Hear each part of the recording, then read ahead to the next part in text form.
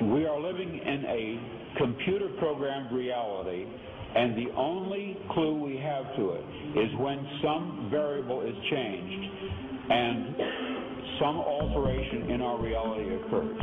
We would have the overwhelming impression that we were reliving the present, déjà vu, perhaps in precisely the same way, hearing the same words, saying the same words. I submit that these impressions are valid and significant, and I will even say this: such an impression is a clue that at some past time point, a variable was changed, reprogrammed as it were, and that because of this, an alternative world branched off.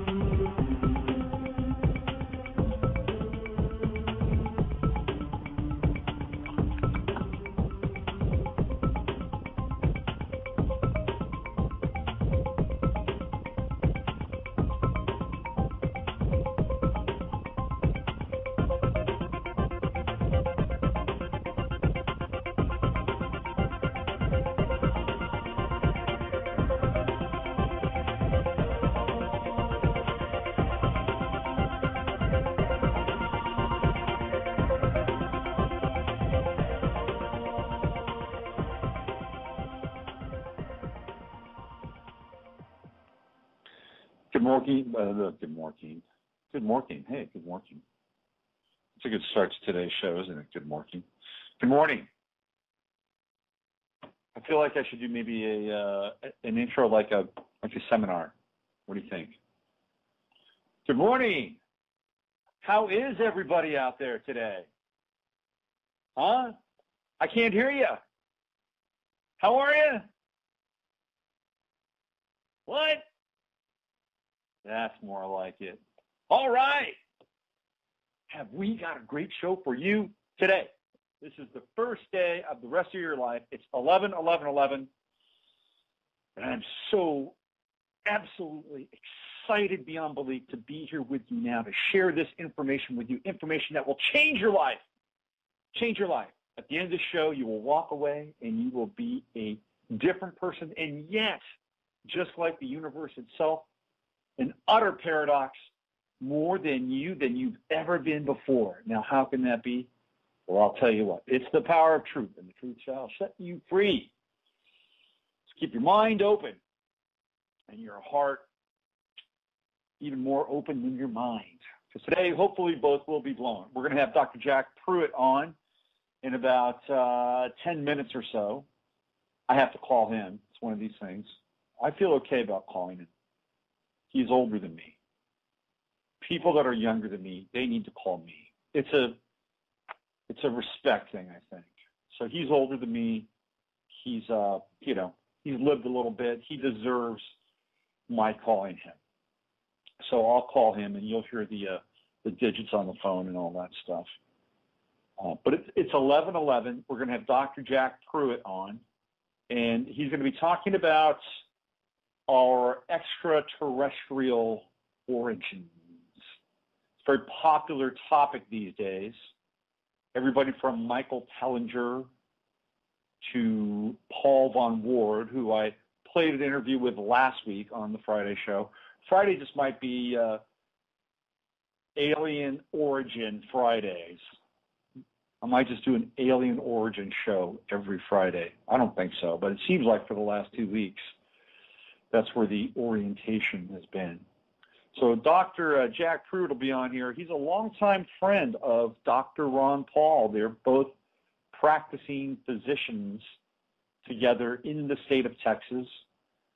And he was an obstetrician, just like Dr. Ron Paul was, delivering a lot of babies, bringing them into this world.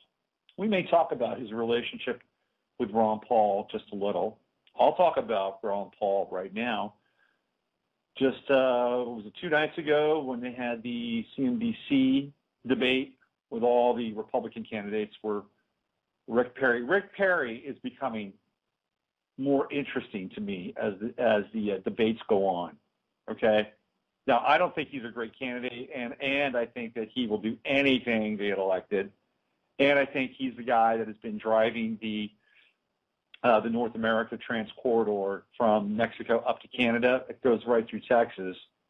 His state, can make a lot of money off this thing, even though most Americans don't want it. But he's driving that bus. But if you've been following the Perry campaign, last week he was drunk, clear that he was drunk, and he was on stage talking about his platform. And then, he couldn't remember one of the departments that he would cut.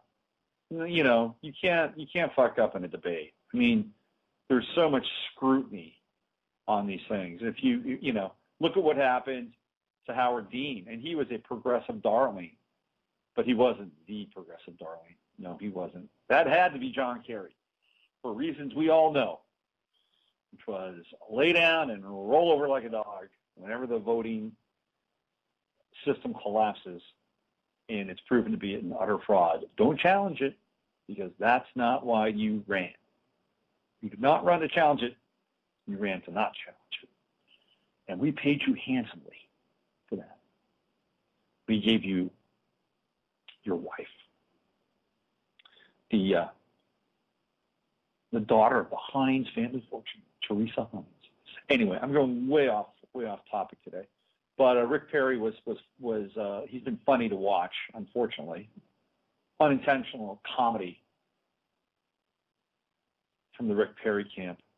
Ron Paul won that debate, by the way.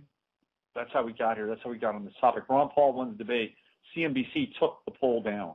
It wasn't even close. Ron Paul had 60% of the vote. I was on a forum last night, a chat forum, and again, pretty sophisticated guys. They're older, they're professional, they've got money, they're progressives, though, I'll tell you that right now.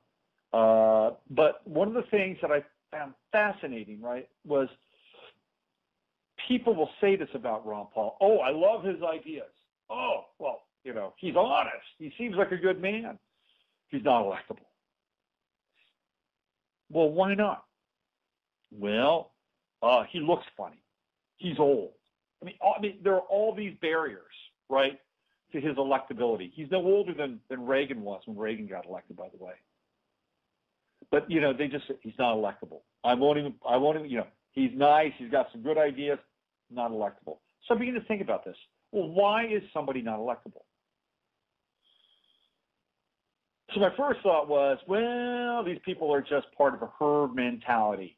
They will just, move along with the other cows in the herd, and that's the sort of the party line. And they don't want to stand out from the pack or stand out from the herd. That's what I thought. Okay, they're just going along to get along, as Dr. Phil would say. But then I thought about it even more. And here's what I came up with. Here is my theory about electability. My theory is that it's epigenetic, okay? And so when people look at a candidate, and we're talking about a male, by the way, not a female, talking about a male, the reason why certain candidates are, quote-unquote, electable is because somewhere inside the DNA, the person who is making this very subconscious, emotional decision, in many ways, not a rational decision, because if rationality were the thing that was going to carry the day, Ron Paul would be president. But it's not. So they look at the candidate, and I'll tell you what they're looking at. They're looking at virility. They're looking at the ability to sire a child, to have a kid. And then not only do that, but to protect that kid. To me, this is the naturally selective process known as electability. Because here is what we have. We have a nation of children. A nation of children that step back and say, this could be the father of the country. This person will protect us. This person will make us safe. This person will make us feel secure. He's electable. Let's elect this person. I think it's epigenetic, and I don't think it's even close. People look at Mitt Romney, electable. Barack Obama was very electable. Are you kidding me? Put him up against John McCain. John McCain was not electable. Why? Because he had no juice, literally, figuratively. That guy, he couldn't sire a child. I mean, maybe he could, but, you know, that's not the primal response of the DNA. So that's why John McCain did not get elected. And it was very clear that they put John McCain up against Barack Obama, virile, non-virile. It's that simple. If you go back in time and you look at really the first image that captured people's imagination with Barack Obama, what was it? It was him, you know, bounding out of the ocean, shirtless, buff. By the way, he's lost a lot of weight.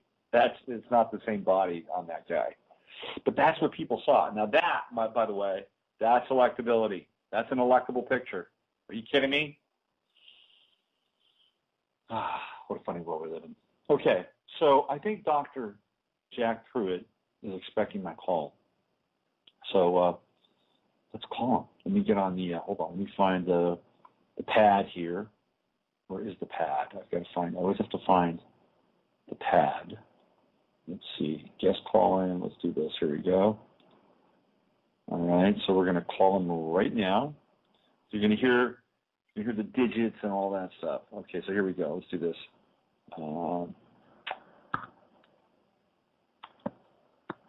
And we got, this is not the most compelling part of the show when I stop talking, but just give me a second here. Let's dial them up.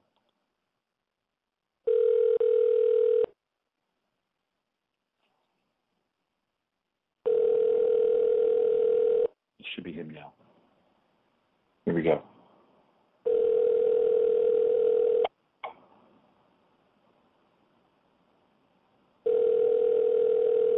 All right.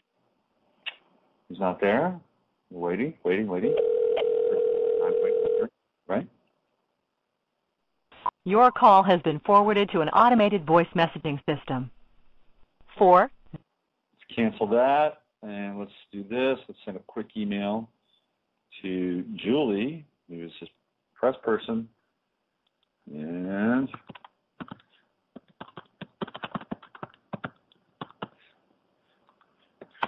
let's do this. Okay, just called, no answer. Let's try one more time, shall we? All right, let's go back, let's get the number again. Try it again. You know, I was on a roll there. Speaking on a roll, there's a video with Jesse Ventura out there. It's pretty amazing, actually. So let me see. Let's see if I can find this again. Let's see. Okay, hold on.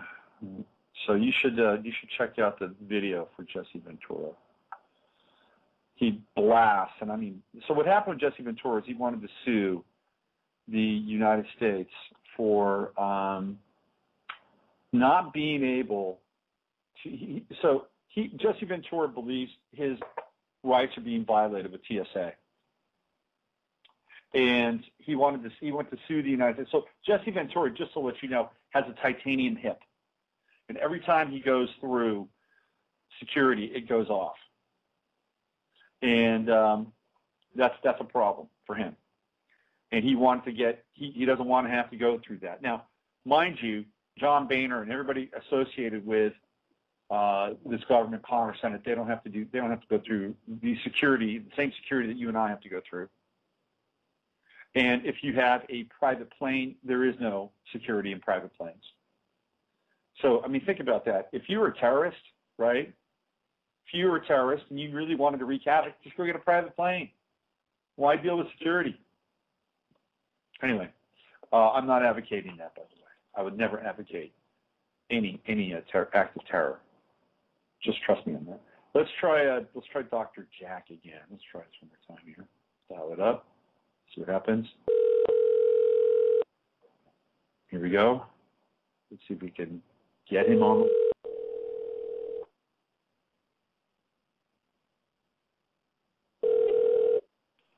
Dr. Pruett. Hey, Dr. Pruett, this is Robert Phoenix. Hello, Robert. How are you this morning? I'm terrific. How are you doing today? Very well, thank you. Good. I just wanted to thank you for being on the show and taking time out to speak with me and the listeners and spend some time delving into this absolutely fascinating topic, which your book, The Grandest Deception, covers at great length. I have not read the book, unfortunately. However, I did spend a fair amount of time doing some fact-finding. I don't have a copy of the book, which is why I didn't read it, but I've spent a fair amount of time doing some fact-finding, and I listened to your interview with George Noory, which was an absolutely fascinating interview. And I got to tell you, I think one of the best George has done in quite a while. And I just wanted to, start off with, how you got to this place. And I know you covered that on George's show. But coming to this material for a lot of people, everybody has their own story. For me, it was a kid watching TV with my father and watching Chariots of the Gods, which was the television presentation of Von Daniken's work. That's how I got here, and it opened my mind at about the age of 12. And I actually did seminars in my classroom about ancient aliens in junior high school. So I've been into this for a while. I'm curious, how did you get to this place where all of a sudden this alternative history opened up to you? Well, it certainly wasn't all of a sudden for me. It was a very slow process. Mine all began, I guess, probably in my early 30s. But for some reason, I have really had almost an obsession type thing to try to understand the Bible. I had been taught as a child, of course, that the Bible was a story about God, the inerrant Word of God, and is an instruction book about how we should live our life. But then when I started reading and studying, there were many things, had many questions about the Bible. And so I spent a good number of years doing that and actually teaching Sunday school classes, Bible study classes, so forth. And then about 7 years ago, I was actually coming home in the wee hours one morning and turned on the radio in my car, and George Noory was interviewing Zecharia Sitchin. All I'd done is really practice medicine all my life. I didn't know anything about Anunnaki, aliens, UFOs. Had never paid any attention to any of that. And so, but Sitchin intrigued me, said some things that I was curious about, and so the very next morning I went out and bought The 12th Planet, read that, was intrigued by that, and then spent a good number of years really studying Sitchin and those works and other related authors. And had been medical partners with Dr. Ron Paul for 20 years, and so had some understanding of perhaps more than some about the inner workings of the government and politics and that sort of thing through my association with him, and simply began to put two and two together, and actually was quite shocked at the conclusions I came to. Well, this is one of the things that I actually find very fascinating about your work, is that not only do you look at the ancient alien possibility, the ancient alien story, but you bring it forward and you look at where we are and how the influence of this origination, mutation, hacking is still going on today, and is still taking place in the corridors of government and industry and agriculture and pharmaceuticals. And I agree with you that we are living, I feel, still in a deeply influenced alien environment. What led you to make some of these connections between the story of the Anunnaki and where we are today? Well, actually, pretty much, I believe that's what the Bible says. I've been greatly influenced, like I say, by the Bible all of my life. And so first, what I call the Grandest Deception, the title of my book, is the fact that the Bible is not a story about a divine being or the creator of this universe. The Bible is simply a story about the Anunnaki. So that being said, it actually then says that the sons of God cohabited with the daughters of men and had children by them, and they became the mighty men of renown, or the leaders of this world, and indeed they did. And if you go over and then some of the verses that I quote in the book, in the book of Daniel, about how they pick and choose the leaders and the rulers and the heads of the governments, and that they continually watch us, the bit about the netters and the watchers. At any rate, I believe that the Bible actually says that's what's happening in our world today. And then I believe that the book of Revelations actually talks about what their plans for us are. So it began there, and then again, because of my association with Ron and understanding some of the things that are taking place in the government, and having studied some about the secret societies and so forth, and I think the evidence is abundant today that indeed we are being controlled and manipulated and that sort of thing. I've been amazed at the response to the book. I think most people around the world today realize that there are things bad wrong with our world. They don't understand what and what's happening, but I think people in general have a sense that things are happening that just don't make sense. Yeah. Let's go back in time. We're talking 450,000 years ago, right, when the Anunnaki came onto the scene. And for people out there that don't know who the Anunnaki are, could you give a brief description about who they are, where they come from, and what their intent was? Well, the Anunnaki are a race of alien beings who I think Sitchin proved conclusively came to Earth about 450,000 years ago in search of gold. And they actually began by removing gold from the Persian Gulf, and where they splashed down. They then found massive deposits of gold in South Africa, moved their mining operation there, decided the work was too difficult, mutinied, and their great scientist, Enki, decided that he could make a slave that would do the work for them, and indeed created mankind to be that slave in the image and likeness of the Anunnaki. So actually we're very much like them, and I think that Sitchin was a tremendous researcher, and he documented his evidence well, and I think there's enough evidence around today that if one chooses to take the time and effort, that those facts can simply be proven probably in any court of law in this land. So, Dr. Pruett, what is the significance of gold? Why gold? Well, Sitchin says that the reason was they wanted to crush it into powder and put it into their atmosphere as a shield to block ultraviolet rays and so forth, because their atmosphere was deteriorating. Mm-hmm.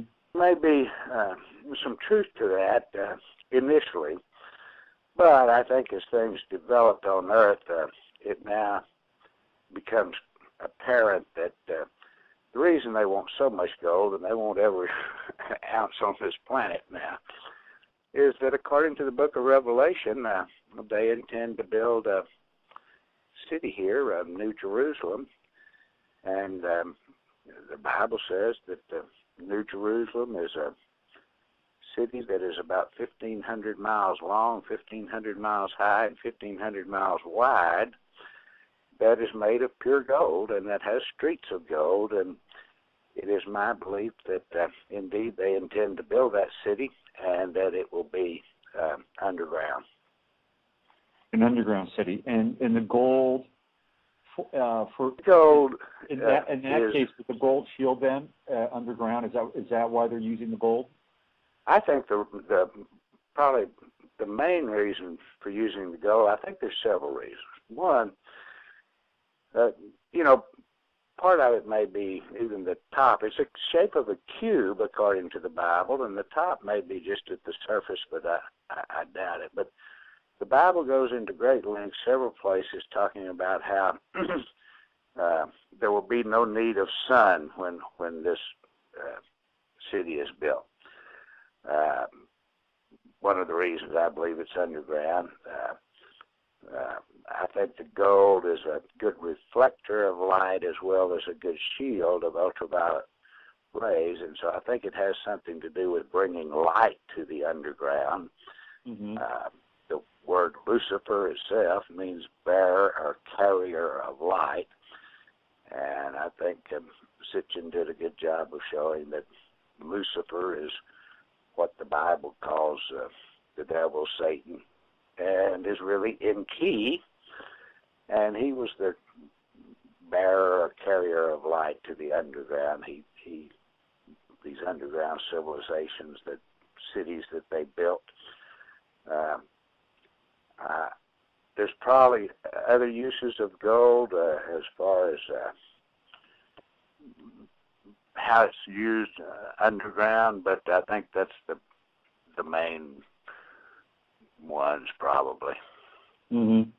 David Icke and other folks talk about the quality of monoatomic gold, which is ingestible, and apparently the monoatomic gold allows the bloodlines of the Anunnaki to shapeshift and have multidimensional capabilities. Does this line up with your research as well? I agree that that's certainly a possibility. Certainly monoatomic gold is digestible, and for me, I guess I kind of nowadays go by that old saying, deceive me once, shame on you, deceive me twice, shame on me. And so I'm very, very cautious to, accept as fact something anymore. Mm-hmm. We live in such a world of deceit, and so I don't think we have quite enough evidence for me to say, yes, that's true. But I Mm-hmm. certainly think that's a great possibility. So let's talk about Enki a little bit. He's a fascinating figure, and you can drill down and find out more about Enki and his half-brother Enlil in the Epic of Gilgamesh. And a lot of the Anunnaki story comes out of that. Enki is a pretty interesting character. I mean, here he is. He theoretically creates us, and yet he helps us along the way. Whereas his half-brother Enlil is much more corporatocratic. Enlil is very production-oriented. He's like the general. Enlil is like the foreman of the Anunnaki experience. Is he not? Yes. Enlil has always been in charge, or the head of the Earth Project, if I can call it that, and has actually never shown a single sign of any kind of compassion for mankind whatsoever. Enki, on the other hand, is the great scientist who was the most instrumental in regards to creating us to start with. And, of course, Zeusudra, or Noah, in that story, he showed compassion for mankind by providing a way to save us from the flood. He formed the Brotherhood of the Serpent, which was really the first secret society, and his intent with that organization actually was to teach mankind spiritual knowledge.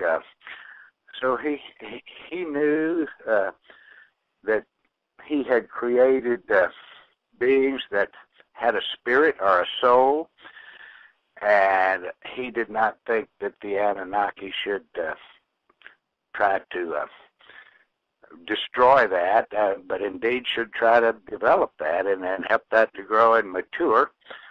So that was compassion for mankind, certainly. He didn't mind us being a slave and working for him, but he didn't think they should destroy our spirituality. Enlil, unfortunately, usurped the power of that organization from Enki and turned it 180 degrees around, and it's been used to greatly deceive us and so forth. I think, in my mind, the story's still out on Enki in regards to where he stands. In regard to this great family feud he and Enlil have had over these thousands of years. I certainly would assume that Enki disagrees with the script that Enlil has written in the Bible, and the Bible is basically written, from the standpoint of Enlil's side of the story. Mm-hmm. I certainly would assume that Enki believes that he can win the battle at Armageddon and be successful. He's done horrible things to mankind, on the other hand, as far as what's happened. But one thing about the Anunnaki is that they have this Council of 12, and whatever those 12 decide, then whether you agree with it or disagree with it, then that's what they do. And Enki, of course, was on that council, but I just have my own gut feeling that he's simply done throughout the years what the Council of 12 has directed him to do, and that he may not necessarily agree with everything that they've instructed, but he certainly obeyed. Mm-hmm. I'm not sure if you're familiar with the material of Robert Shapiro, who does a lot of quote-unquote channeled work, some of which is quite interesting. His whole thing is the explorer race, and he talks about a very similar story, but he uses Lucifer and Yahweh as the Enki Enlil figures, and he attributes them as being from Sirius and Orion, and that Enki is actually part Sirian and part Orion, which is where he gets his rebelliousness, and Yahweh is pure Sirian. You mentioned in the interview with George that they are half brothers. What is the meaning of the half brother part? Do they share different fathers? Are they purely Anunnaki? What is your take on that? They have the same father, but separate mothers. And in fact, Sitchin, in his works, goes into great detail about the fact that these two sons, Enki was actually the firstborn, and like the Israelites in the Bible would have the inheritance rights to the throne of Nibiru from his father. However, an interesting twist in that is that should the king or the ruler have a son by his half sister, then that, or by his sister, then that son becomes the ruler, whether he's the firstborn son or not. And that's exactly what happened. Enlil was the offspring of the king Anu and his sister, and so according to those rights, then he should inherit the kingship of Nibiru following Anu. And apparently the two maternal sides had been involved in a family feud for a long time on Nibiru about this before any of them ever came to Earth. And so that feud has just continued and ever since they've been here. And indeed, the Bible is just a story about this family feud between these two half-brothers. So are Enki and Enlil, are they still alive? I believe that they are. I believe that Enki is still alive on Earth. They would both be very old today if they are. If not, then one of their descendants, I think, has taken their place. We really have no way to know that. But I think it's quite possible that they're both still alive. Enki here on Earth and Enlil on Nibiru, soon to return with Jesus and all of that. Then part of the story begins. Now, you have a very interesting take on Jesus, and some of which might be called blasphemous in many ways. You see Jesus as being a betrayer. Am I right? No, actually, I have great sympathy for Jesus. I believe that Jesus was the son of Enlil and Israeli teenager Mary. Just as the Bible says, I believe that Mary was artificially inseminated with the sperm of Enlil, and Jesus was the product. And, of course, he had great abilities, great talents, great powers, and Enlil, I believe, simply brainwashed him from birth, and that Jesus believes exactly what he's been taught all of his life, just like we have. And so I see Jesus as a very tragic figure in all of this. I think it's quite possible that he was crucified and resurrected and sits at the right hand of Enlil on Nibiru today and will return, rule the earth with an iron rod and do all the bad things that the book of Revelation and other scriptures prophesy that will happen. I see Jesus as just being deceived like everybody else, used as a puppet, a pawn to do the work that Enlil wants done, and then I think Jesus will eventually meet the same fate as we are going to if we don't wake up and come to an understanding of the truth. So in your world and terminology, this version of Jesus Christ is really the Antichrist. No, I believe that Jesus is simply the one chosen by Enlil to achieve the goals that Enlil wants accomplished here on Earth. Mm-hmm. I think when the Bible is referring to the Antichrist or the opposer of Enlil's views, that's really talking about Enki and the Enkiites, and that's what the Battle of Armageddon is all about. Jesus, the Enlilites, the people who support Enlil having what I believe will be a horrible nuclear war, fighting Enki, the Enkiites, the Antichrist, the Antichrist according to Enlil. Mm-hmm.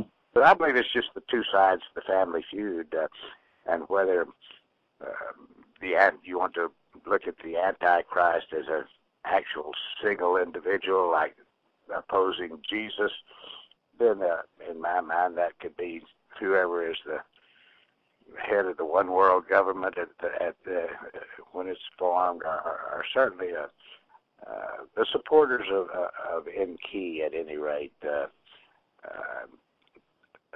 That system of government opposing Jesus, the Enlilites, the nation of Israel, mm-hmm. and that's what that battle is all about. So this is a family feud, and and Enlil is coming back for the final showdown. At least he's going to send Jesus back, according to the Bible. You know, according to the Bible, Jesus returns, and he, what the Bible calls, harvests the earth, looking for allies to help him in this great battle against the Antichrist. And the Bible says he finds no allies, that actually no one will support he and the Israelites, and that this battle then occurs, and that he wins the battle, and then sets up a form of government that will last for 1,000 years, and that every nation on this earth, because they opposed him, will have to pay tribute to him and pay tribute to him on a yearly basis, and if they don't do so, then they will be tremendously punished and have plagues and no rain and that sort of all of the things that the Bible talks about will happen during that 1,000-year reign. Of course, we get it flipped over at the other side of the coin, just like most of the Bible does. That will be a time of peace and repopulation of the earth and that sort of thing. It's a time of peace because nobody can compete with Jesus and the thumb that they've squashed us with by this. It's an interesting perspective. We're talking with Dr. Jack Pruett. He's the author of The Grandest Deception. He's also a longtime friend and colleague of Dr. Ron Paul, now currently running for president. Dr. Pruett, I was listening to George's show, and a caller called in and asked if you were a Mason, and you admitted that you were a Mason, and then you left Freemasonry. And there's always been a perception about Freemasons and having kind of an antagonistic relationship towards Jesus. And at the same time, you seem to be very well versed in the Bible and probably grew up in a very deeply religious household and trying to reconcile your own relationship with Jesus. How would you answer somebody if they were to say to you, well, he was a Mason, of course he would have a negative relationship or version with Jesus? This would be in alignment with Freemasonry. How would you answer a question like that? Well, I think that all of the secret societies, including Freemasonry, are the large majority of the members of Freemasonry are just ordinary, good people who, as they rise through the ranks, so to speak, of Masonry, they're screened and watched, and if they get up to the very highest degrees in the hierarchy of Masonry, a few may even be let in on the real truth, so to speak, and become part of the Illuminati or the establishment and participate in that. But the vast majority of Masons are just common, ordinary people that, have been deceived about things like the rest of us. The very top echelons or the hierarchies, though, are the ones who are involved with the Illuminati, all of the other groups that CFR, Trilateral Commission, Bilderberg Group, and all these branches that are interconnected and correlated in order to manipulate and run things today. Where do the Jewish people fit in all this? Because I've always had a lot of curiosity about this whole concept of the chosen race, caretaker race, custodial race. Where do they fit in to this story, Dr. Pruett? Well, in my opinion, they have simply been deceived into believing that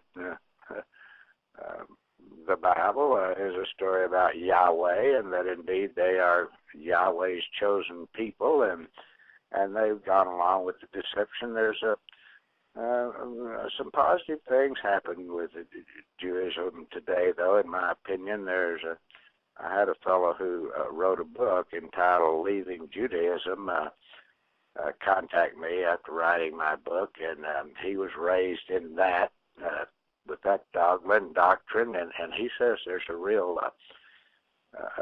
movement, people leaving Judaism and realizing that they've been deceived about the truth, just like we have, and so that's encouraging. Yeah.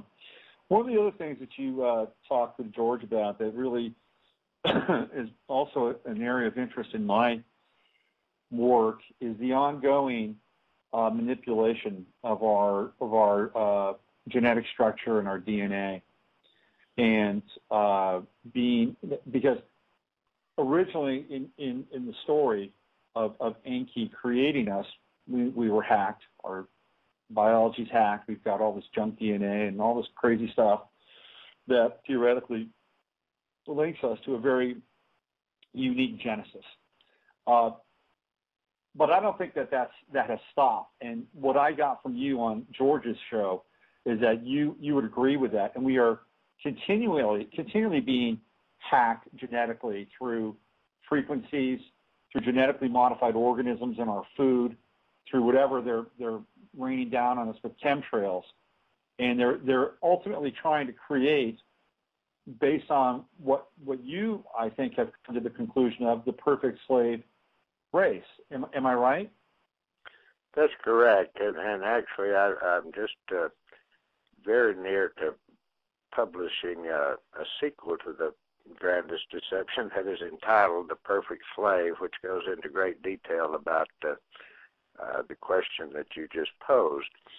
But I believe that if you look at the overall agenda of the Anunnaki as far as their affairs on Earth, they have two major goals in mind. I think one, they plan to try to accumulate absolutely all of the wealth on this planet.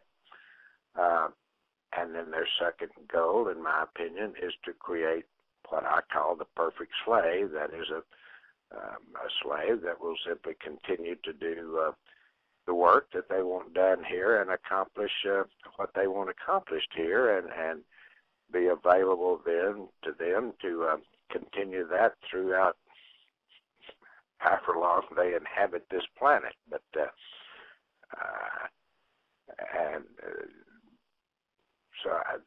we have overwhelming evidence today that they are manipulating our DNA and that they're altering us, and we have all this stuff about transhumanism and what that's doing to our DNA today, and certainly our food, our air, our water, everything is being used in that regard. Big Pharma today is putting things in our medications that affect us and cause all kind of harmful side effects. May relieve the symptom that we doctors prescribe it for, but it also causes great harm in some cases. Vaccinations have done the same, and so they don't miss a trick. They're manipulating, altering us, and working very hard. And in order to create the perfect slave, in my mind, the main thing that you have to do is you have to find a way to remove our spirit or our soul. Right. And I think that's the real goal and the real agenda, is to find a way to remove mankind's soul, so we're just dumbed down biological robots who are not going to rebel or resist. I don't think they want us to procreate once they get us to that point as well. We'll be sterile, and all of that, in my mind, just fits perfectly with what the Bible says they're going to do to us. Yeah, the transhumanist campaign is incredibly aggressive. And I have a child. I've got a 7-year-old, and we watch some cartoons, and I've taken them away from, at least in my household, the Cartoon Network, which is really dedicated to promoting the transhumanist agenda. And you can see quite clearly in children's entertainment this morphing between humans and robots, synthetic hybrids, there's a whole generation of kids that are growing up with the concept that this is natural, and then from a human perspective, you have people like Ray Kurzweil and Peter Thiel and Hans Moravec, who are at the forefront of the transhumanist agenda, touting the benefits of this sophisticated technology. And I really think that this is where the rubber hits the road in terms of, where this is all going. I think you're absolutely right. That, in my opinion, is right on, and it's such a travesty because, with our public education system, they've done it there, and TV is one of the most powerful tools that they have to influence not only our children, but us as well. And it's been a good while now since I've even turned the TV on. It is so difficult to watch anything on that TV without being subliminally manipulated. Yeah. Very harmful for our children. Yeah. You were an OB/GYN, is that right? That's correct, yes. Can you talk a little bit about, this is just going off topic a little bit, but I think it's related to what we are discussing, which is this prospect of sterilization, especially in young people. Can you talk about Gardasil and why there's such a push around Gardasil for both girls and boys, and what the dangers of Gardasil are? Well, I'm not quite sure I understand your question exactly. Well, it's the HPV vaccine. Why is it popular now more than ever? And why did the CDC basically come out in favor of boys now getting the HPV, the papillomavirus vaccination? What's behind that, Dr. Pruett? Because I think that this is where this sterilization piece comes into play, and I thought that you, being an OB/GYN, might have some medical insight into this. Yes, I think it's actually twofold. I think part of it is, again, just part of their genetic experiment. When they abduct someone and they do things to alter their DNA, then they have to, like any science project, they have to track them and watch them and see what happens. They don't know the end result all the time. Like any experiment, we don't always know the end result. And so I think all of this is part of, again, learning how to make mankind sterile again. And also, I think it also has to do with maintaining the bloodlines, and they're very, very, very concerned about, especially the Illuminati, maintaining bloodlines and that sort of thing. So it all ties in, I think, with their two primary goals, or at least their second goal of removing our soul, making us sterile. One of the things that I go into in the second book is really what the mark of the beast is all about, and that's all related to this and what you're talking about. So what can we do? I mean, let's say we are armed with this knowledge that we're being manipulated on many levels, most likely by a race that had a hand in creating our human form, and continues to have a hand in our affairs. What do we do? How do we combat this? Well, again, I think we're even deceived and being deceived, and perhaps I've even contributed to that somewhat with the second half of my first book. But we tend to want to change things, alter things by playing the game according to their rules, and that is by changing through the political process, let's just all get together and elect the right officials and that. I don't believe we're ever going to change anything through the political process. They control that totally. Our elected officials don't have anything to do with running our world or our government. We're not going to change anything through the legal profession by trying to get new laws passed and things altered. In my opinion, that they control all that. But I think where we do have the tremendous advantage, both in numbers and just where we stand, is spiritually. I think that this will all be altered and changed through the spiritual process, and we began that spiritual process in my mind on an individual basis. Each of us, I think step one is for mankind to understand that we're never going to get anywhere. We're never going to make any real progress until we learn to be honest.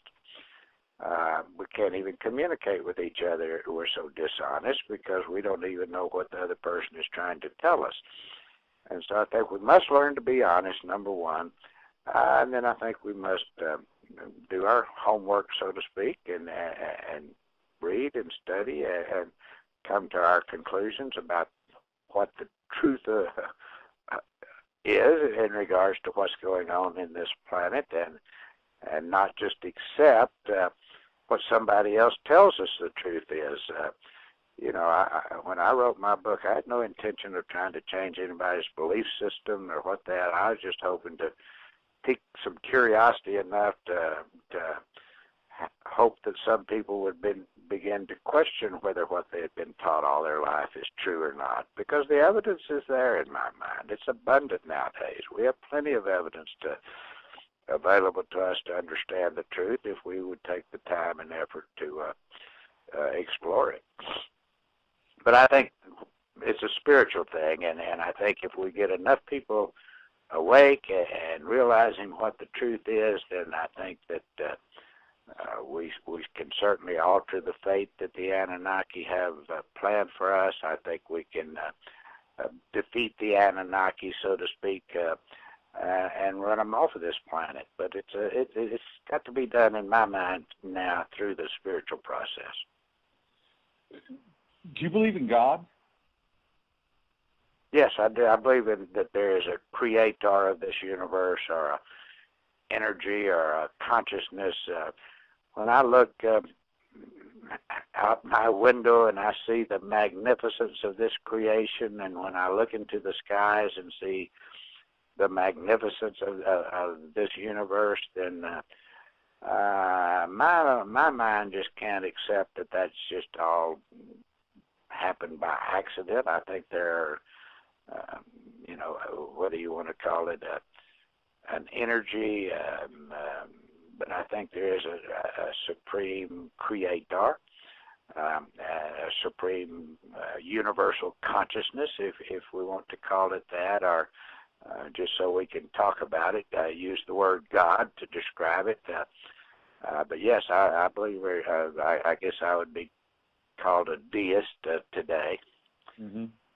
Do you think God has any skin in the game? I mean, do you think God is saying, hey, little guys over there, I got your back on this. You really have a shot, and I'm invested in you, turning the game around. I mean, do you think God has that kind of an investment in our being able to wake up to this? Well, I do believe that on this planet that we all have free will, just as the Anunnaki have free will. And, kind of the way I envision God in my own mind today is perhaps because of my scientific background. But, our scientists talk about the fact that this universe had a beginning. And they disagree a little bit about when the beginning occurred, but somewhere between 13.5 and 17.5 billion years ago. And that it began with what the scientists call a singularity. And we don't know what a singularity is, but it's infinitely dense, hot, and began to expand, the Big Bang Theory. Well, I can almost envision the singularity as being God. and that God simply began to expand itself, and so we're all, everything in this universe is really part of God, and I believe that, we live in a binary universe, and the way I look at a singularity is actually that it is the male-female energy forces that have united and formed one, and then created this universe. And so does that energy directly intervene in our lives? In my mind, no. But, we now have all this information about the music of the spheres and all of these forces that are at play, and I do believe that there are spiritual beings or spiritual entities or other souls or spirits that do come to our aid and our help. But, to think of it in terms that God, that singularity, personally intervenes in our life, no, I don't see God as a person like the Bible teaches, but I do think there are great forces that intervene in our life. Okay. And that's largely, much more about this than I, but that's largely what astrology is all about. Mm-hmm. Yeah, I would agree with that. We're at the top of the hour. Do you have time to take a call or two? Is that possible? Sure, I'd love to. Okay, let me put this out there. It's the number is 347-308-8995. 347-308-8995. We've got maybe about 10 minutes or so with Dr. Pruett, or if you're on a Skype line, you can Skype in. And if you feel like asking a question about the material, Dr. Pruett has agreed to answer a couple of calls.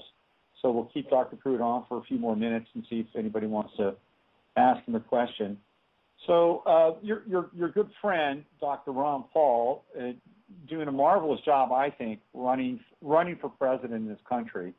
And I don't know if you caught the beginning of the show, but I got into a debate with some people last night about his electability, and I asked, it's like, what is this thing about electability?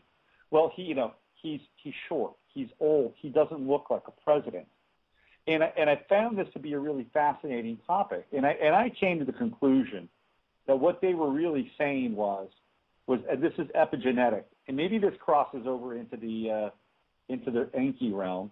But what I thought that they were saying was that Mitt Romney or Barack Obama or somebody who appears to be younger and more virile and thus would have more investment in protecting their progeny is electable. And I thought that was a fascinating, at least kind of conclusion that people might come to, albeit unconsciously on some level. Why do you think that there's so much resistance to Dr. Paul as a legitimate candidate in the mainstream press? Well, I think there are quite a few reasons, actually. I think one is that, ever since Ron ran for Congress way back in the 70s, he's been treated extremely unfairly by the media. He never gets a fair shake in the debates. He never gets a fair shake in regards to what the truth is about the results of the polls that are taken and all of that sort of thing.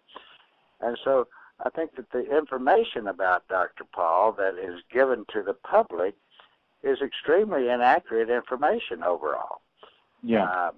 I'm absolutely amazed at how many people I see in my office who want to talk politics and about Dr. Paul to me, and practically everybody in my area comes in and says, well, I like what he's saying. I think he's honest. I think would be the best candidate for the United States. But I'm not going to vote for him. If he's the best candidate, why in the world wouldn't you vote for him? He said, well, I don't think he can be elected. That's it. That's the same thing I ran across. And so, in my mind, well, why is it so important that you vote for the winner? I hadn't voted for a winner in years. How in the world can we get ourselves into that mindset that it's more important to vote for the winner than it is to vote for the best candidate? That's absolutely insanity in my mind. Okay. For me, that's a really interesting question, right? So clearly, there are two sets of individuals, right, or two groups at least. There's one group that is not invested in appearance or protocol on some level, and there's another group that's very invested in. What's the differentiation there? Why, theoretically, is one group more open to entertaining the possibility of somebody being good or acceptable or admirable or the right person, and the other group will just shut it down? To me, there's something kind of fundamental in the DNA there that it's almost like a split in the species, Dr. Pruett. It is, and I agree with you. I think it is part of the control and manipulation, the alteration of our DNA that they've been able to do that keeps us at odds with each other. Even our government is set up so that we can never be united and in agreement about anything. We've got this two-party system that, right, even though they may end up doing similar things, there's always animosity created with our system. And I think the same in our world. They've dumbed us down, they've manipulated us, they've taken away our spirituality, they've turned us into slaves, created tremendous physical hardships for us, and at the same time, in a great way, caused us to like it and enjoy it and agree with it. It is the most insane thing when you really look at it. As long as we have our entertainment and our TVs and our various forms of diversions and so forth, then we don't even question what they're doing to us or what the government is doing to us or what the churches are doing to us. We just enjoy being punished. Yeah, it's pretty masochistic. I would agree. It's a masochistic relationship with reality. Well, it looks like my listeners are a little on the shy side today. I know they're there. I've got a pretty big chat room, but it looks like they're on the shy side. So I don't think we're going to get any calls right now. So I want to thank you, Dr. Pruett, for coming on the show and sharing your views and sharing your book. And the book is The Grandest Deception. And I knew that you'd have a lot of really good information to share with us. And I'm glad that you were able to take some time out and spend some time with me and my listeners. Well, Robert, I appreciate you having me very much. I enjoyed it and look forward to continuing to stay in contact with you. You have some things that you've intrigued me about as well that I would like to learn more about. So hopefully we can do a little emailing back and forth and stay in touch. I appreciate the things that you're doing and the efforts that you're making to try to help wake people up. I appreciate that. And is there a website people can go to get that book directly from you, Dr. Pruett? Yes, my website is just www.thegrandestdeception.com. Okay. All right. Once again, thank you very much. Keep up the good work, and you take care. Thank you. Appreciate it. Bye-bye. Okay. Bye-bye. Okay, that was Dr. Jack Pruett, and it's pretty intriguing stuff, huh? Pretty intriguing. He came to this late in life. He's a late author, so let that be a source of inspiration for anybody listening to the show. That if you're doing a certain thing in your life right now, that it is never too late to add other pieces to your personal portfolio. Okay, it's 11:09 here in California. 11:09. You know what that means? That means in 2 minutes it will be 11:11. At least here, it's probably already been 11:11 wherever you are on 11:11, unless of course you're, west of Arizona, here with me. But it will be 11:11 in 2 minutes. And what I'm going to do is I'm going to play a piece of music at 11:11. Just music, and there's no, well, is there an intent behind it? Sure there is. There is an intent behind it. But it's just a simple piece of music. And we're all going to experience that in 1 minute. Some interesting birthdays today. Today's Kurt Vonnegut's birthday. And Kurt Vonnegut's one of my favorite authors. And Kurt Vonnegut was very dialed in. Super dialed in. I think to the most important books in the 20th century are Cat's Cradle and Slaughterhouse 9. And Slaughterhouse 9 it's fascinating stuff. It's time travel, it's history, it's a masterwork. And the movie by George Roy Hill is actually quite good as well. I highly recommend both the movie and the book. All right, here we go. It's now 11:11, and I'm going to play you a piece of music for the next 2 minutes and 45 seconds. We're going to be listening to this.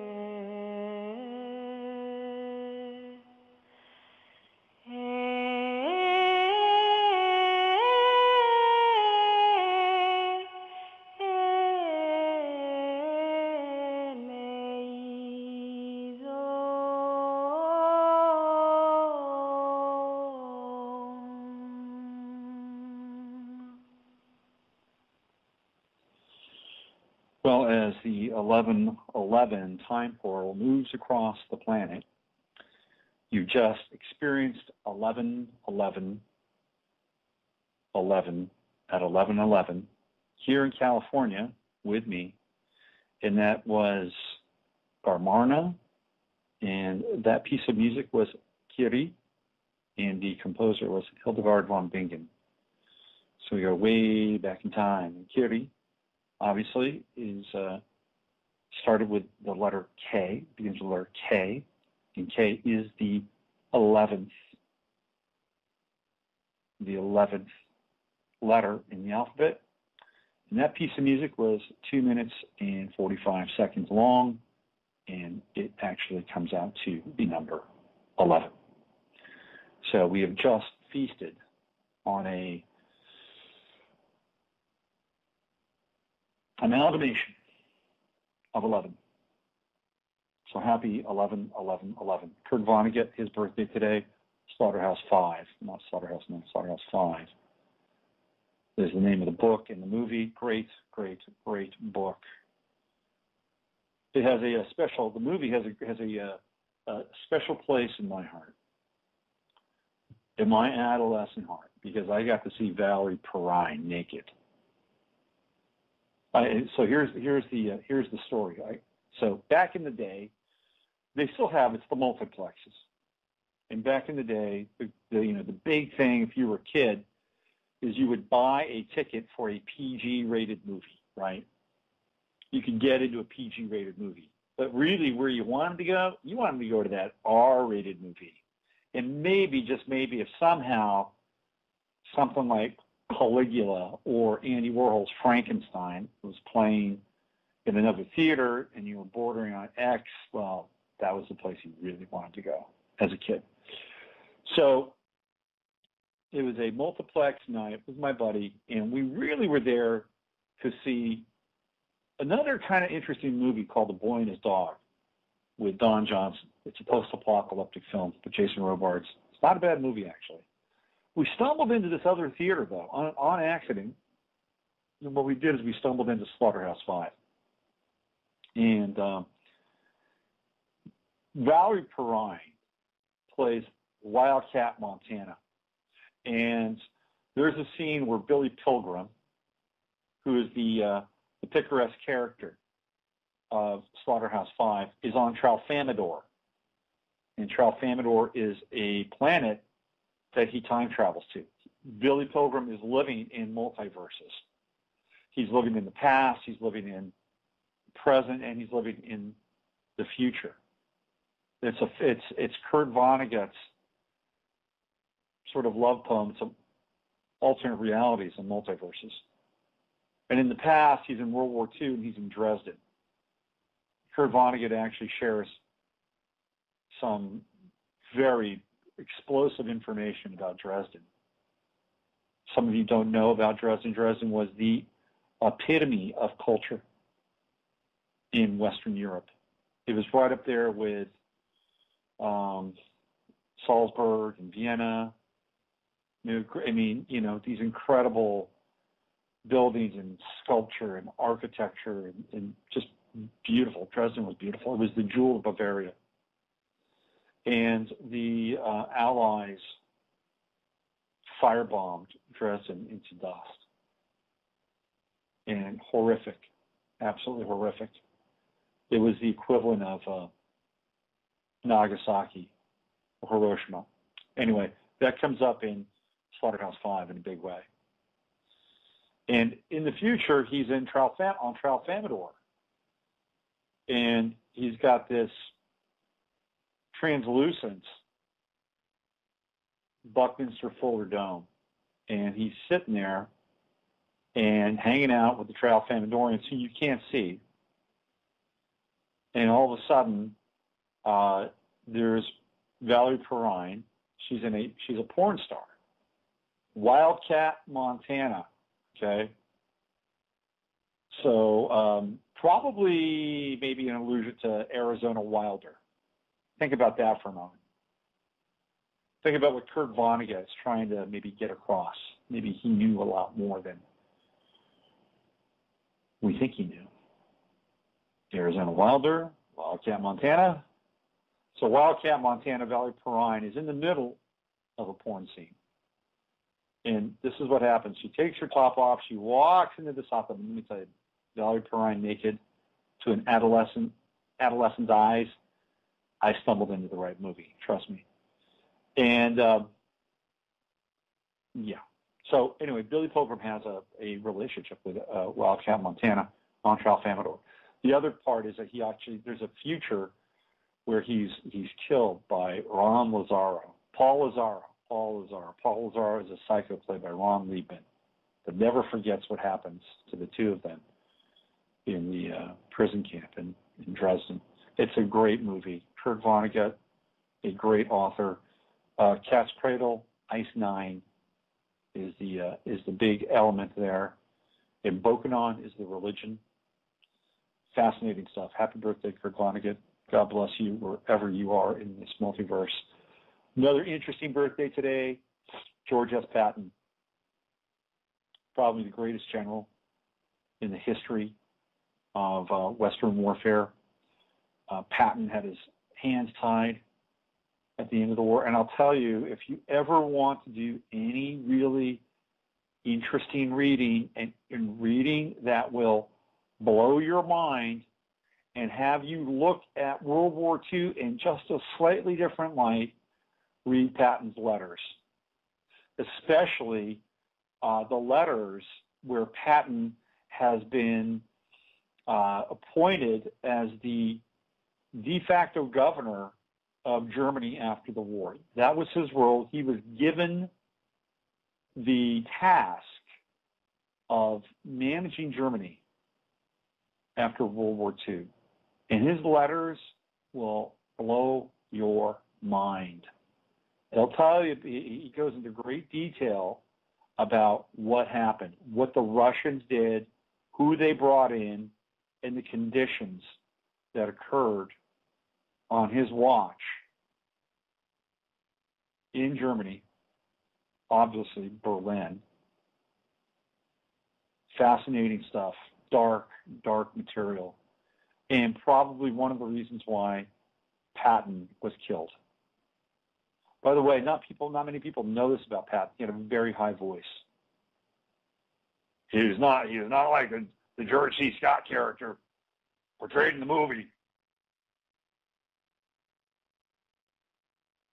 By the way, our friend that was in the Illustrated Man by Ray Bradbury, Heat of the Night, what's his name?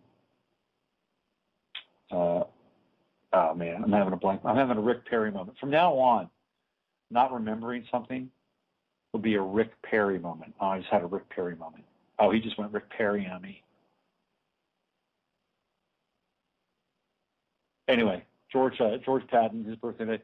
Leonardo DiCaprio, his birthday is today as well. And of course, his new movie on JFK opens today. Not JFK, J. Edgar Hoover opens today as well. And apparently, they get into, Clint Eastwood is the director, gets into J. Edgar Hoover's homosexuality.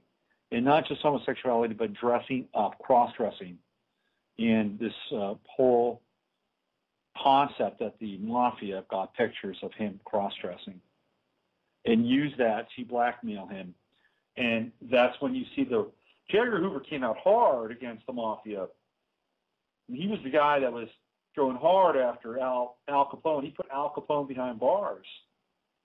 You know, J. Edgar Hoover was on the case of the gangland, the rise of the gangland in this country. And then all of a sudden, he took the throttle off of it because they had the dirt on J. Edgar Hoover in a big, big way. J. Edgar Hoover also knows who killed Charles Lindbergh's son. It wasn't the guy they said it was. He did nothing, though. Charles Lindbergh, that's a whole other show, a whole other dark and secret and sordid past in our history. So it's 11:11, and I'm not sure how much longer I'm going to be on the show today. If you want to call in, you want to talk about 11:11, you want to talk about the interview with Dr. Pruett, which I thought was really good, give me a shout, 347-308-8995, 347-308-8995. If you don't call in, if you don't want to talk about 11:11, you don't want to talk about the interview, then I'll probably wind the show down. I don't have a lot more to say today, except about maybe experiencing this day and experiencing I think the profound energy. You know, if you look at Sagittarius, Venus and Sag, Mercury and Sag, they're both at 11 degrees today. So they are actually reflecting this very strong, very profound 11-11-11 energy. And this is an energy that can be used by anybody it's a portal. Today is a portal day in a big, big way. I just got a new crystal last night. I want to thank Janet for sending that along. And it's one of these Andara crystals. I slept with it last night, and I was probably a few seconds away from going out of body. I haven't gone out of body in a long time. It's been a few years, but last night I was there again, and this crystal got me to that oob place. I don't know how many of you have ever left your body, and I'm not talking about like metaphorically leaving your body, like you see something and you're just not there. I'm talking about actually leaving your body. It was a fairly regular occurrence for me for quite a while at sleep, and I've left my body through my pineal gland and traveled around, and it's never something I've ever been truly comfortable with. And I'm not ashamed to say that, but I've gone there and I've done it. But and I know what it's like to move through solid matter, and it's just it's never I never quite get used to it. And last night was the first time in years that energy was happening. So it looks like I may be back in the astral cycle here, and maybe I'll try to get a little more comfortable with it on this go around. Okay, it is 11:26 here in California. We are now 11:11 is now moving towards Hawaii. That's where the next 11:11 cycle will take place in Hawaii, and I believe it actually goes full circle there. The 11:11 started, I believe, this morning in the South Pacific, and then went around the world. So I think Hawaii is the end of the AM 11:11 cycle. We will have one more 11:11 cycle will happen tonight for everybody just before midnight, and that should be interesting as well. Okay, you've been listening to the Friday FARcast. I've been your host, Robert Phoenix, and I want to thank again Dr. Jack Pruett for being my guest today. You can we've got a caller. Somebody is slipping in. Let's find out who they are and what they want to talk about. Hello there. Hi, it's Tiger Kate. Good morning. Happy 11/11. Hey, TK. How are you? I'm doing great. I thought the interview was excellent. I was sitting there the whole time thinking, well, what question would I like to ask? And there just wasn't anything coming through. And a lot of this information about the Anunnaki is new for me. The deception isn't, but it was just like another layer, okay? Mm-hmm. And so I was just taking it all in and just found it fascinating that he, at his age, went into this exploring and came to his own conclusions and is sharing this with the world. I think it's awesome. And I'm so delighted I plugged in because I thought, well, what am I doing today? And I thought, well, Robert's probably going to be doing something really interesting. I'm going to plug in. And so I'm really glad I did. So thank you for that. Well, hey, you're welcome. And I thought, for me, look, I've been following this stuff, since I was 12 years old, and I said that at the beginning of the show. I mean, I remember one time, I was in the 8th grade, and I actually gave seminars to my classroom. I was asked by teachers in my classroom, because we had these modular, we go from class to class to class. I was asked by teachers to do seminars on this stuff at 12. So I've been around material for a long time. And for me, the story never gets dull or boring or old. I find it fascinating. And as I get older, I have more and more questions and less answers to some extent. And for me, what I wrestle with at times is, a unifying principle. And, we talk about the Anunnaki. We talk about, the Gnostics talk about archons. If you read, and I wanted to ask Dr. Pruett about this, but if you read Battlefield Earth or see the movie with John Travolta, it's a terrible movie, but L. Ron Hubbard came to the same conclusion that there was this invasion, thousands of years ago, and it's the same sort of slave story that gets told in Battlefield Earth. Then there's the Orion Sirian, sort of battle, and that gets played out in some of the secret society cosmology. You've got the sons of Belial versus the law of one. So we have this confluence of all these different stories that are roughly saying the same thing, even though the cast of characters has different names. And I would just love to have some really unifying cosmology around this whole thing so that we can wrap our heads around and say, this is the closest it gets that we can figure out, with this story. Well, one of the questions that just came to my mind is it would have been interesting to ask him his take on the Mayan calendar and the fact that according to Kalaman's calculations, it just ended on October 28th, and what's the significance of that in relationship to everything else that he was talking about with this invasion. I'm just reading the Mayan code now, and I'm totally fascinated by it. And so that just came to me just now, so maybe you could email him, or maybe you have a comment, that you could share, because you've obviously studied a lot more of this. Yeah, on the George Norrie interview, he says that he believes that's the beginning of the return of the Anunnaki. The Mayan calendar documentation? 12, yes. Oh, interesting. Yeah. Okay. Wow. I don't know what to do with that. I don't have all the answers, Kate, but every now and then we have one, and so I had an answer for that. Yeah. Okay. How are you doing? All right. Well, I'm kind of in this space of listening and learning to trust and be patient and exercise less judgment about everything.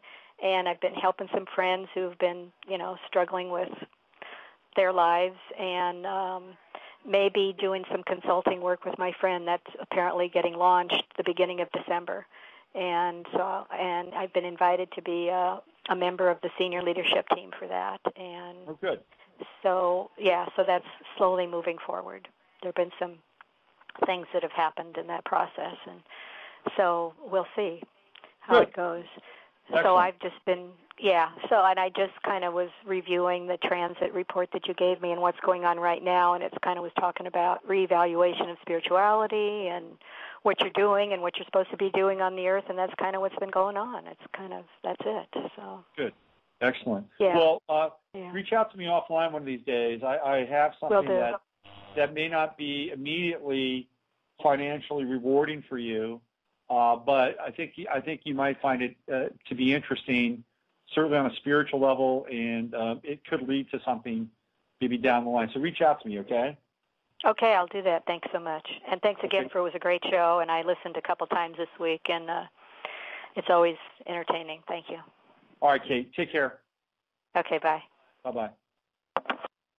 318, where'd you go? I was just about to get to you. 318, if you're listening, call back in. I was transitioning off of Kate to get to you, and you went away. It's 11:33. That's 11 3 times. How about that? 11:33. I like 11:33. That's a good number. Very good. I'm an 11. 9/22/60. I'm an 11. Yep. And my first name is an 11. So there you go. Lots of 11s. 11s everywhere. Okay. If 318 is not going to call back in 30 seconds, I'm going to bring this train into the station. Let me talk about next week's shows. Monday, the rant, the mashup.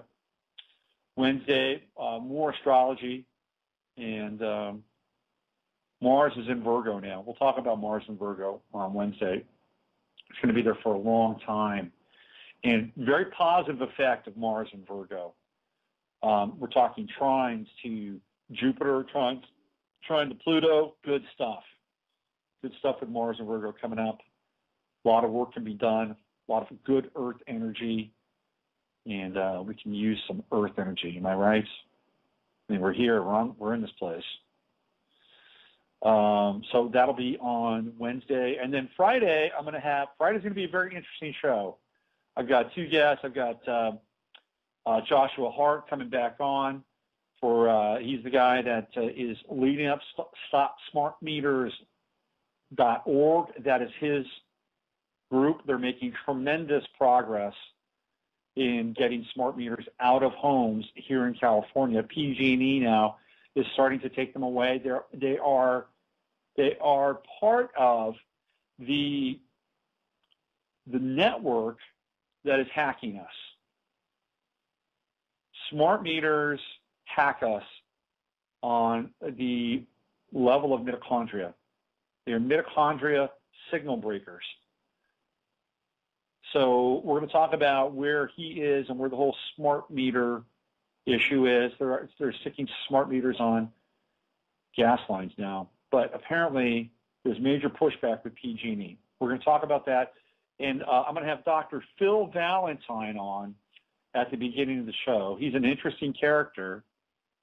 He is a kinetic scientist, a kinetic doctor, lives in New York City, and we're going to be talking about Barack Obama as the son of Malcolm X, amongst other things. Very interesting cat, and we're probably going to have a nice jam on Friday. Don't miss that show. There's a lot of information that'll be coming through that'll I think have some real meaning to your life, both on an esoteric level and on a very practical level. Okay, so I'm going to sign off. I want to thank again Dr. Pruett for joining us. And remember, when you feel like you might be an alien in a certain situation, whether it's a social situation or a familial one, you just might be. You just might be an alien. And you know what? That may not be such a bad thing. Because as an alien, guess what? You get to see things from a different perspective. You get to see things from an outside place. And where would we be without the brilliance of aliens, legal or otherwise, in our lives? The world will be a far less dynamic place. So at the end of the day, love the alien, because you are it. All right. Use your head to discern what's real, your heart to say what's possible. This is Robert Phoenix. You've been listening to the Friday FARcast. It's 11/11/11. Go out and step through a portal. We are living in a computer-programmed reality, and the only clue we have to it is when some variable is changed and some alteration in our reality occurs. We would have the overwhelming impression that we were reliving the present, déjà vu, perhaps in precisely the same way, hearing the same words, saying the same words. I submit that these impressions are valid and significant, and I will even say this: such an impression is a clue that at some past time point, a variable was changed, reprogrammed as it were, and that because of this, an alternative world branched off.